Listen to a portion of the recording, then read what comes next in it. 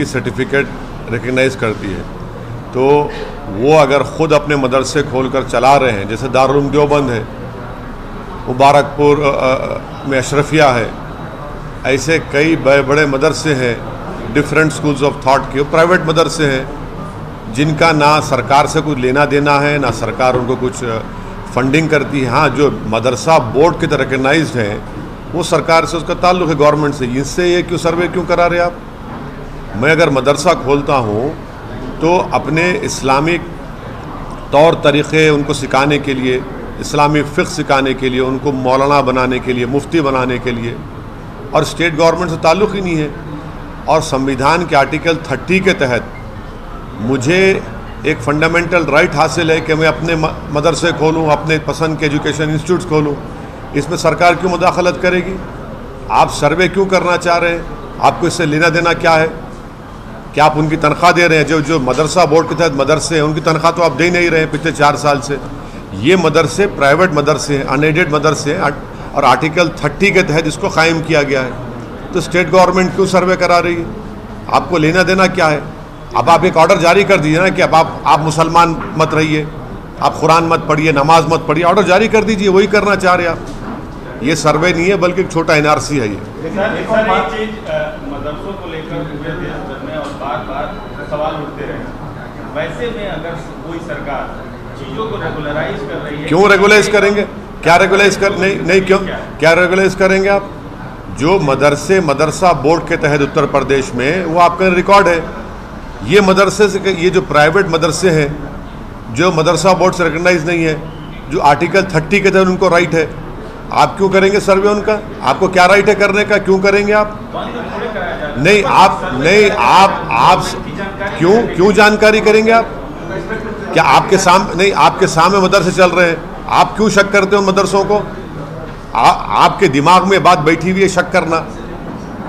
आपके कल एक ऑर्डर, आप इस सर्वे करके बोलेंगे नहीं यहाँ पर नमाज नहीं पढ़ो मदरसे में, आप कहेंगे नहीं कुरान मत पढ़ो। अरे भाई ऑर्डर जारी कर दो ना, बोल दो, तुम सब बोल दो कि हम मुसलमान नहीं है। ये करना चाह रहे मकसद आप हैरास करना चाह रहे मुसलमानों को।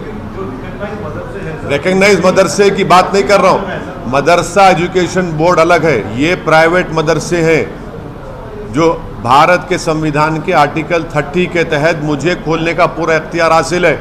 आप उसमें इंटरफेयर नहीं हो सकते, आपको कोई राइट नहीं सरकार को इंटरफेयर करने का उसमें। आप क्यों करेंगे? क्या पैसे ले रहे, क्या आपसे कुछ ले रहे कर रहे? ये हम मदरसा हमारा है। अब ये छोटा एनआरसी है, मैं तो कहूँगा ये नहीं सर, अगर चाहे इसमें ये भी कहा गया है कि कई मदरसों में एंटी नेशनल। कौन एंटी नेशनल है?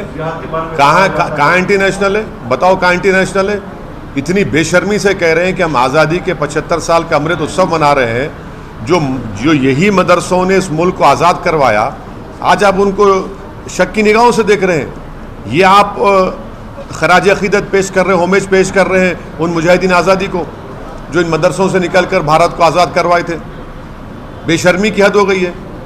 लेकिन एक अच्छी बात भी है, जो मदरसे हैं उनको अच्छी फैसिलिटी देने की भी बात हो रही है, जैसे टीचर्स हैं। सुनिए, आपको झूठ बोला जा रहा है। सच्चाई ये है कि जो मदरसा एजुकेशन बोर्ड के तहत मदरसे हैं जिसमें पंडित लोग वहाँ पर मैथ्स और साइंस पढ़ाते, कभी जाकर गाजियाबाद में इंटरव्यू लीजिए, 2-2 साल से तनख्वाह नहीं मिल रही उन लोगों को, 2-2 साल तनख्वाह नहीं मिल रही उन लोगों को, तनख्वाह नहीं दे रहे आप। वो तनख्वाह क्यों नहीं दे रहे आप ये प्राइवेट मदरसों पे आप आ गए जो मदरसा बोर्ड ताल्लुक़ ही नहीं है।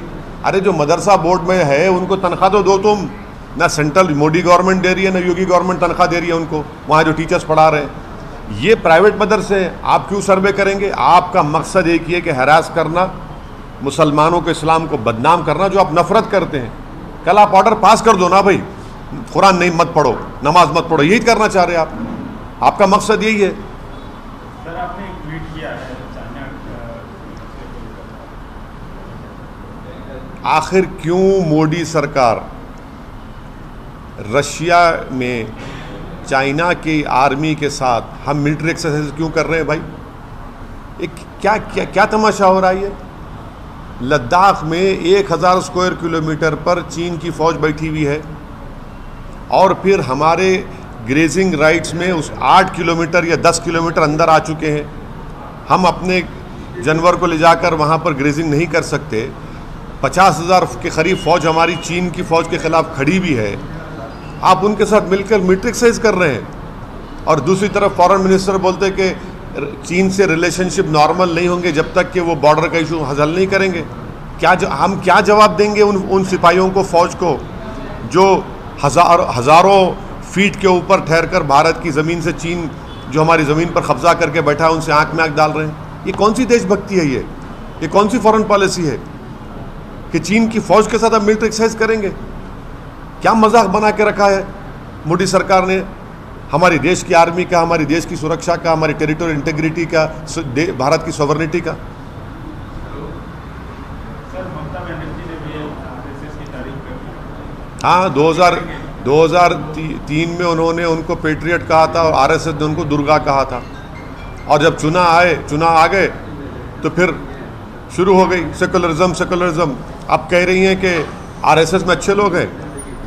हम ममता बनर्जी को बोलना चाह रहे हैं कि कब तक आप भारत के और बंगाल के मुसलमानों की आंखों में धूल झोंकेंगी? आप आरएसएस का जो मेंबर होता है, जो सुबह में ओथ लेता है, वो ममता बनर्जी पढ़ के सुनाए। हाँ, ये अलग बात है कि जनियादारू एक हो रहे हैं तो हम कुछ नहीं कर सकते, मगर ये क्या बात है?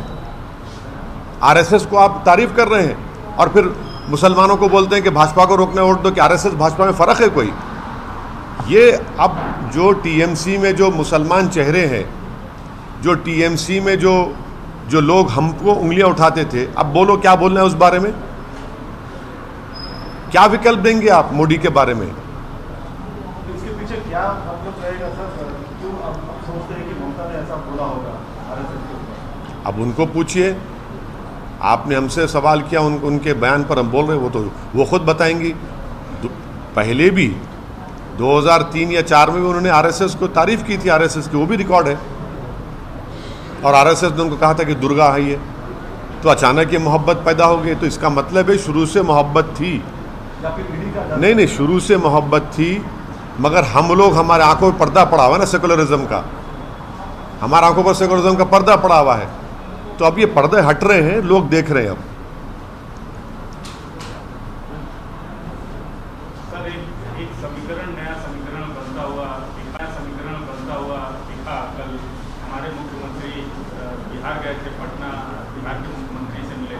इसको आप राजनीति विज्ञान के आप भी विद्यार्थी हैं और एक सांसद भी हैं, इसको कैसे देखते? नहीं, इस बारे में तो जो दो मुख्यमंत्री बैठे थे वही बताएंगे। मैं ना मुख्यमंत्री हूँ ना संतरी हूँ। मैं एक पॉलिटिकल पार्टी का सिपाही हूँ और बैठ के सब देख रहा हूँ। कई मसलों पे आप हाँ, नहीं बोल रहा हूँ ना। नहीं, देखिए, ये दोनों मुख्यमंत्री बता पाएंगे, हम क्यों बता पाएंगे उस बारे में? नहीं, सुनिए, हम तो बी टीम, सी टीम, हम मिले हुए हैं, हम भड़काऊ भाषण देते हैं, तो हमसे क्यों पूछ रहे आप? जो लोग जो बैठे हैं वो बताएंगे। बड़े बड़े लोग हैं, जिम्मेदार लोग हैं भाई, वो बहुत बड़े जिम्मेदार लोग हैं वो। नीतीश कुमार उठ गए, इसके ऊपर आप कैसे देखते हैं? हाँ, मुख्यमंत्री बात कर रहे थे, अपनी बात रख रहे थे, लेकिन नीतीश कुमार जैसे ही क्वेश्चन आया कि अगले प्रधानमंत्री परिषद की तरफ से क्यों हो गए, एकदम से उठ गए। अब वो नीतीश कुमार साहब बता पाएंगे। एक प्रदेश का मुख्यमंत्री बैठा हुआ है जो वहाँ पर मेहमान है, आप खड़े हो गए तो मेरे को नहीं मालूम, मैं कैसा बोलूँ भाई इन बातों पर? लेकिन कैसा एक मेहमान, आप मेहमान नहीं, देखिए, हम तो आपके सामने बैठे ना, उठे तो नहीं हम। हम कैसा बताएंगे? हम क्या बोल पाएंगे? वो दोनों मुख्यमंत्री बता पाएंगे। आप हमारे केसीआर साहब से पूछिए, जब आएंगे उनसे मिल के पूछिए, आप, वो बताएंगे आपको। मैं कैसे कमेंट करूँ? नहीं, मेरे को मैं क्या बोलूँगा उसमें? नहीं, मेरे को नहीं मालूम। नहीं मालूम वो क्या चाहते हैं, उनको ही पता, उनको ही मालूम होगा वो क्या चाहते हैं, क्या नहीं चाहते, मुझे नहीं मालूम। देश और दुनिया की तमाम छोटी बड़ी खबरों के साथ जुड़े रहने के लिए देखते रहिए द नेशन न्यूज।